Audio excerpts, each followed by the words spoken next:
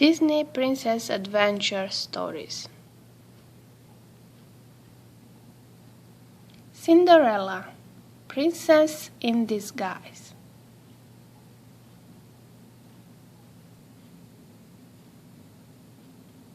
Cinderella's life had changed overnight. One day she was cleaning and cooking for her stepmother and stepsisters. The next day she was married to the prince and living in a palace. Cinderella loved living there, but sometimes it felt strange to have the royal staff waiting on her. She often wanted to help. In the morning, she would make her own bed before the maids came in.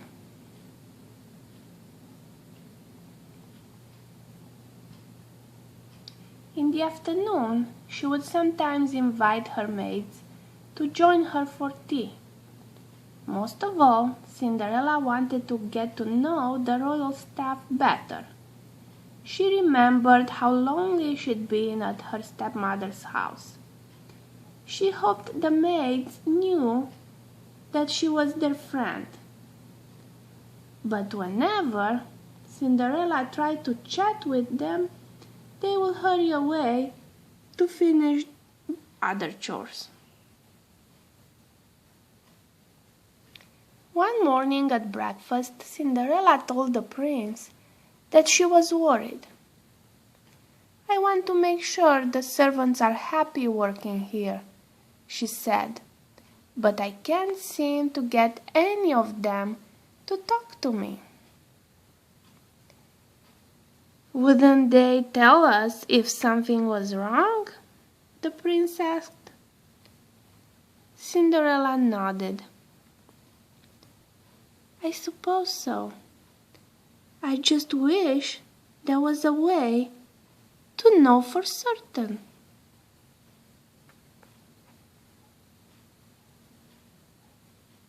Later that morning, Cinderella talked with her mouse friends, Jack and Gus. "There must be something I can do to find out if the staff is happy," she said. "But no one is going to tell me what they really think." "They would have talked to you before," Jack said. "Cinderella didn't look alike like Princess then." Suddenly Cinderella, she had her eyes lit up. "You've just given me an idea," she exclaimed. "Thank you, Jack." First, she went to the costume closet and found a wig. Then she headed straight to the maid's quarters. Luckily, no one was there. A few minutes later, Cinderella came out, dressed out as a member of the royal staff.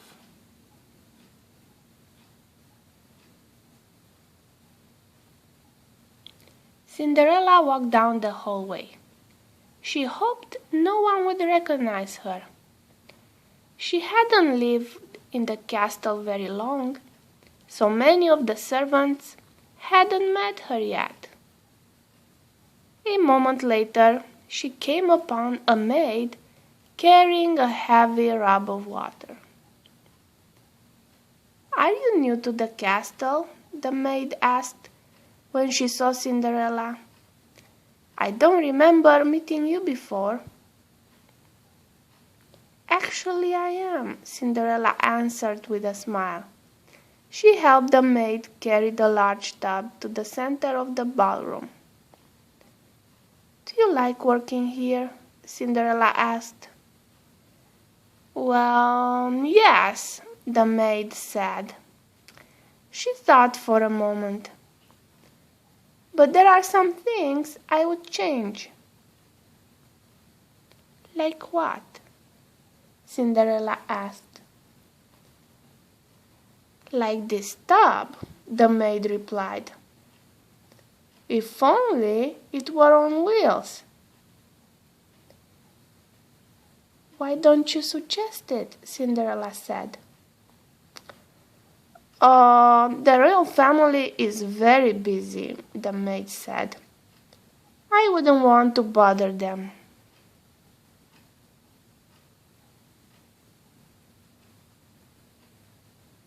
Next, Cinderella headed over to the banquet hall.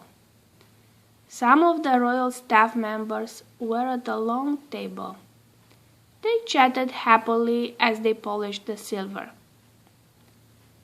"Come join us," one of the maids called.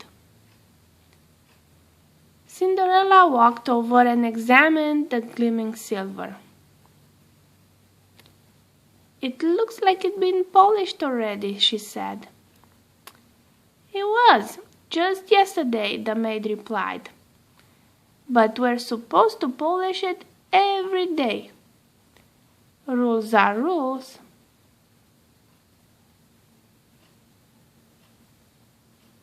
Just then, Cinderella heard a voice coming from down the hall. It was Prudence, the head of the royal household. Cinderella ducked out of sight. "Excuse me," Prudence said, pulling aside one of the maids. "When you are finished here, I'll need you to polish the backup silver." Cinderella thought. She wondered if the royal family even knew they had backup silver, or that it got polished so often.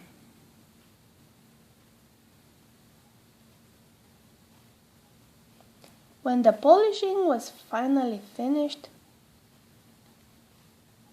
Cinderella went to the palace sewing room. She had not met the seamstress yet. What they will have to say? When Cinderella entered the room, one of the seamstresses smiled. "Thank goodness Mrs. Prudence sent some extra help," she exclaimed. "We have to finish all these gowns for the ball on Saturday." "They're beautiful," Cinderella said, admiring the dresses. "Gowns are my favorite thing to sew," another seamstress chimed in. "Each time I finish one, I imagine what it would be like to wear it. Just once, I wish we could go to a ball. I will dance and dance all night long." She sighed. "What I wish," added another seamstress, "is that we had more light in here. I can barely see the lace I'm stitching." Cinderella nodded. With just a few changes, it would be easy to make these wishes come true.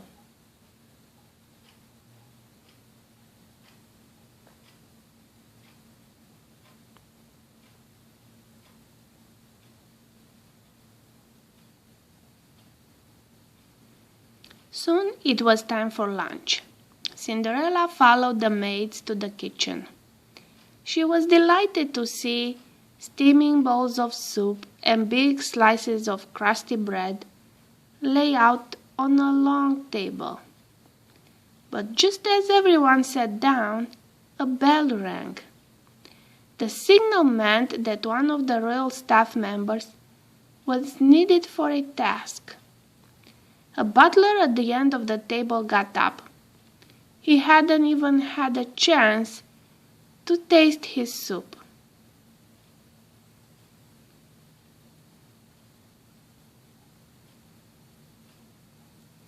How silly, thought Cinderella. I'm sure it would be easy to plan chores around the staff meals. Prudence must have known she was interrupting lunch when she rang the bell. Cinderella slipped away from the kitchen to think. She thought of the maid with her tub of water. She thought of the silver that was polished every day and the dark sewing room.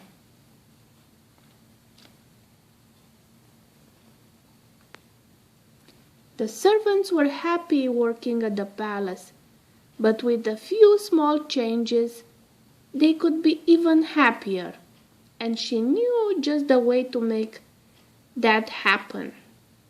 Cinderella smiled. She had some work to do herself.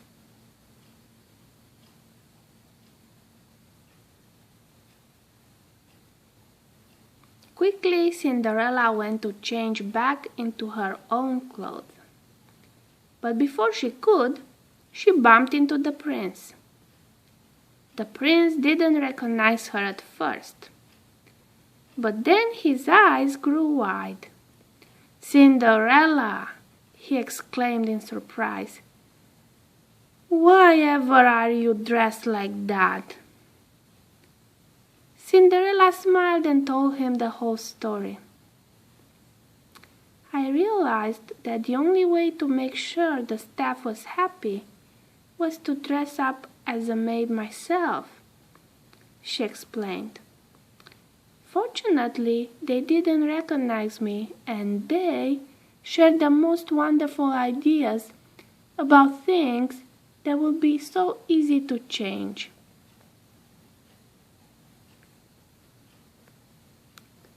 "Let's go see the king and the Grand Duke. I have so much to tell you all."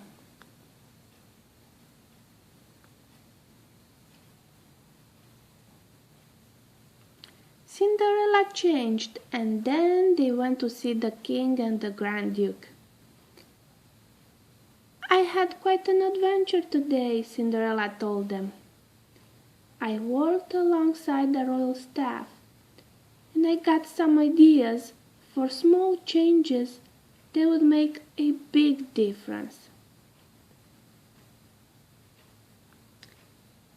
"What do you have in mind?" the king asked, curious. "Well, changing what they work on for a start," Cinderella replied. "I think they do the same job over and over when they could be doing other jobs that the royal family will truly appreciate. And it would be more interesting for them." The king nodded thoughtfully. "What a grand idea!" he exclaimed. "What else do you suggest?"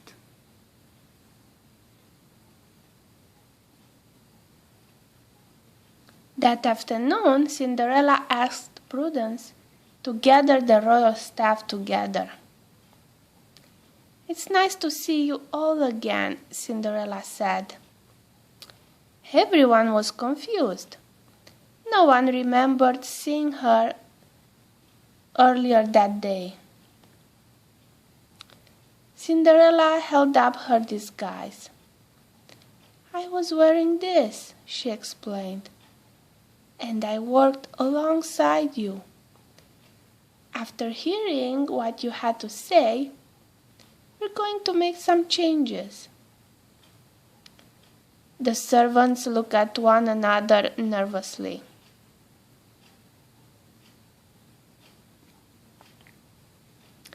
"From now on," Cinderella said, "all the washtubs will be on wheels. The silver will only be polished when it needs to be. More windows will be added to the sewing room, and your meals will no longer be interrupted."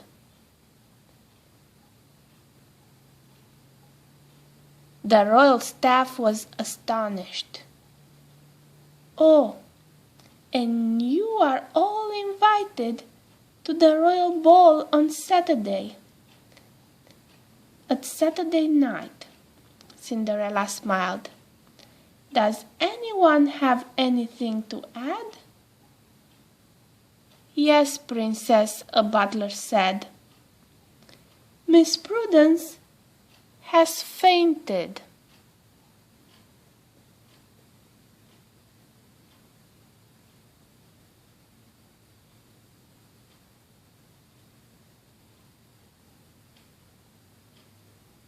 That Saturday night, Cinderella and the prince greeted each of the royal staff members by name as they entered the ballroom.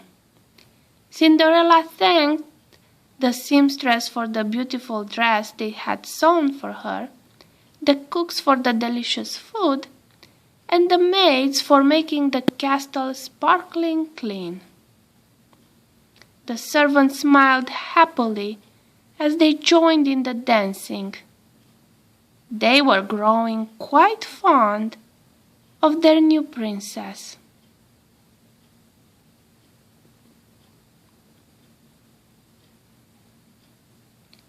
The end.